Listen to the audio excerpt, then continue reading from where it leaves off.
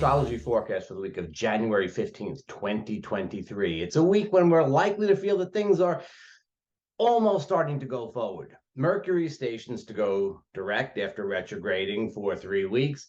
And at the end of the week, we start getting very close to Uranus's station to go direct. After that, all the planets will be in forward motion. But we have to wait till we get there. Let's take the week one little bit at a time. The early part of the week, well, we're kind of waiting for Mercury to go direct. What a retrograde it's been, huh? Now, I thought with Mercury in Capricorn retrograding, I thought this would be particularly bad time for things that have to do with officialdom, things that have to do with contracts, anything requiring, dealing with the government.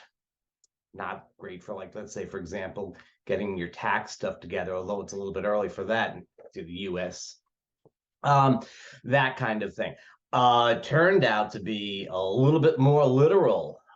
We had right before Mercury went direct and retrograde, and right through the early period, we had, of course, the problems over the holiday weekend on December 25th, the ongoing problems with Southwest Airlines that continued after that.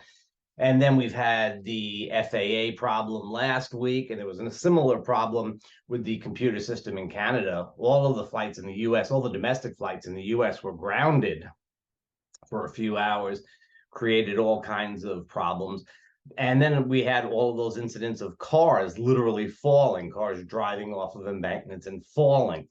Capricorn is ruled by Saturn. Saturn rules falls. And we didn't really have to take it so literally. All right, so this retrograde ends on the earliest hours of Wednesday, and that means that we're most likely to run into mercurial problems Tuesday, Wednesday, I want to say sort of Monday, Tuesday, Wednesday, that we're likely to have the most obvious, although we've had obvious signs of Mercury retrograde right along. So just keep that in mind. Communication, snafus. Now, Mars is now direct, but he's not really going very fast. And so, we could say that some of the frustrations in the sense that things aren't moving, it's like the light has turned green, but there's still a few cars ahead of you. And, the guy's like right at the very beginning, kind of goes slowly, like he's like, on his phone or whatever, doesn't notice. So we probably have some more of that, Mercury, Mars in Gemini sense of slowness and delays through the better part of this week. And things start getting moving as we get to the weekend. So the sun, early on Friday, the sun will go into Aquarius. That begins Aquarius season officially. So that's a shift now to the air signs. That should be, I feel it'll be a little bit lighter than the time in Capricorn. The sun has to meet with Pluto. And when does the sun meet with Pluto? Really, essentially at the exact hour that Mercury stations to go direct. When the sun meets with Pluto, we have the question of who's really in charge, who really has the power. We know who has the title, right? So the king has the title. The king can't do things without the bankers to support them, right? There's got to be, somebody's got to come up with the money. The president, right? But who's holding the strings of power that gets that person, right? So the sun, Pluto, power struggle, and happening at the very moment that Mercury is going direct suggests that we might have some difficulty understanding what's going on. And I think that works at a lot of different levels. So yes, you'll see it in politics and out in the world, but you'll also see it, for example, where you work, who's really in charge, who's the boss and who's the one that is paying the boss, that kind of situation. So power struggles and a little bit of murkiness. I wouldn't necessarily say deception is part of that picture, but I would say that very likely we're going to get some misinformation around this. So keep an eye on that on Wednesday. By Friday, sun has gone into Aquarius, a little bit lighter kind of feel, although not literally lighter because we're heading into the new moon, which is on Saturday.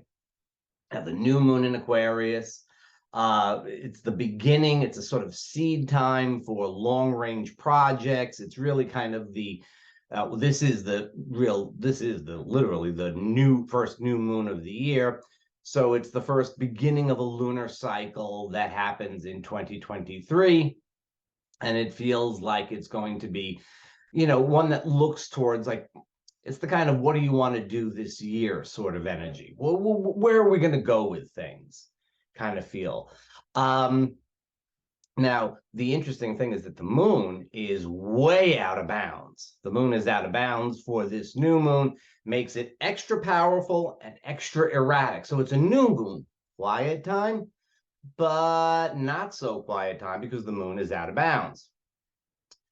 Mars is still out of bounds. Mars will be out of bounds until March. So we've got a real sense of unpredictability, high energy, and unpredictability, even at the new moon, right? So it's a kind of compressing energy in the new moon, and then a kind of expansive energy that comes out of it really quickly, especially because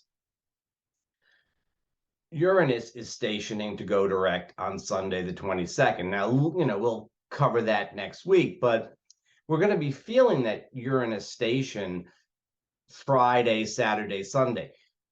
Not a time when people have a lot of patience. Everybody wants to go their own way and do their own thing. Finding cooperation could be difficult. It's a little hard to get people on the same page when that Uranian energy is sort of throbbing through the cosmos. You'll recall this is very similar to what I said about the Mars station, right? The full moon back on the 6th. You've been hearing this quite a bit, right? Especially with Mercury still moving kind of slowly, Mars out of bounds and moving kind of slowly. The Uranian energy of the station is hard to contain. It's at the new moon, but the moon is out of bounds. It's this sort of jangly, uncertain, don't know what's going to happen, almost anything could happen kind of energy. Okay, so it's not a quiet new moon at all. In fact, it is probably a dramatically active new moon. And so we'll see that all the way through the far end of the weekend, the 21st, 22nd, going into the 23rd. Very, very powerful energies at work. So it's not a quiet new moon. It's probably a hard time to set intentions for the year. I mean, you're kind of drawn to do so at the Aquarius new moon, but it probably isn't very easy to do with the configurations as they're happening. I have been telling you to have a little bit of patience, and I continue to have a little bit of patience. By sometime around the end of next week, everybody's going direct, everybody's moving kind of swiftly or not so slowly. It's much more of a time for being able to jump ahead or, walk ahead at a good pace and get things moving. What do you want to do? What do you want to do? And I mean, I would say that this new moon, if your New Year's resolutions didn't stick, this new moon is a good time to renew the resolutions. Though it's actually on a Uranus station. So you had New Year's revolutions is what we're talking about, right? So rather than picking a couple of things, like you want to lose a few pounds and you want to eat healthy, or you should exercise or something like that, probably the idea is to just sort of envision what you want things to look like. What do you want your life to look like?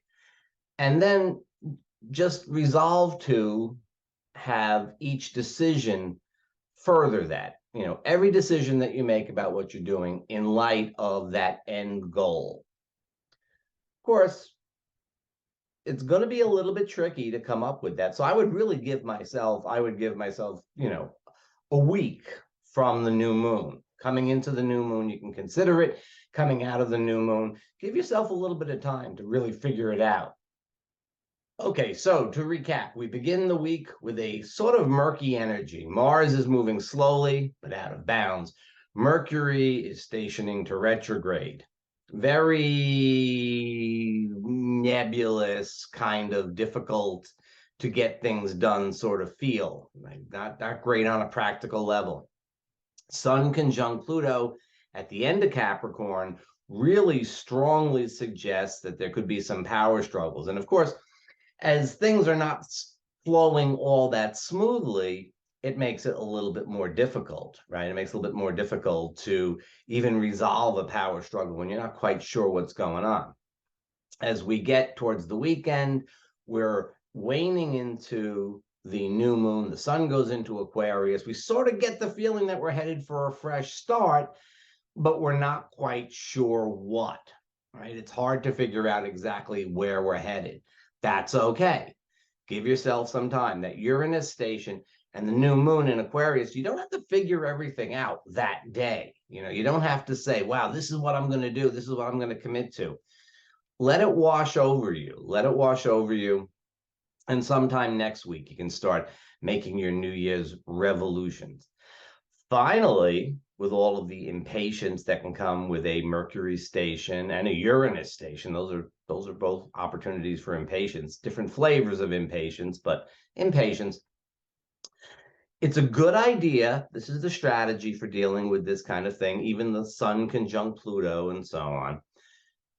Be aware of the basic flavor of the energy, the basic vibe that it gives you. Mercury stationing, there's confusion and delays with traffic and the internet and who knows what else. Communications go awry.